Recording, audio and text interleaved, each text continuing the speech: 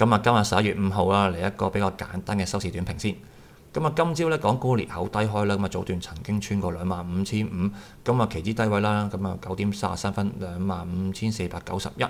咁啊，跟住咧早上大部分時間咧，咁啊都喺25,650左右徘徊。咁啊，跟住外圍咧，咁啊阿爺靠穩啦，咁啊納指跌少咗啦，咁啊港股喺11點鐘啊向上突破，咁啊重上咧25,800。咁啊，及後嗰一個鐘啦，咁啊基本上慢慢點上去啦。咁啊，期指啊以上晝全日比較高嘅位置收，咁啊25,880幾。咁啊晏晝翻到嚟呢，咁啊阿爺呢依然靠穩。咁啊科技股呢亦都係撐起個市。咁啊港股呢曾經一度呢補完裂口之後就倒升。咁啊雖然後面呢咁啊有回調，咁但係整體上成個晏晝呢都係冇跌到嘅。咁啊港股呢以接近全日比較高嘅位置收啦，咁啊收25,900附近。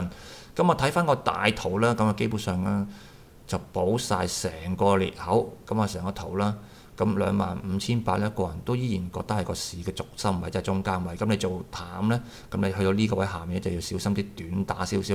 咁你做好呢，你見親呢啲位啦，25,800樓下基本上眯埋眼都可以玩少少。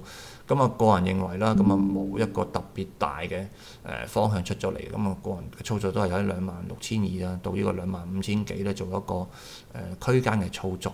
咁啊港股啦，咁啊我覺得聽日咧都係應該波幅會比今日更加窄啦。咁啊然後咧應該禮拜五先會出一個比較明顯嘅方向。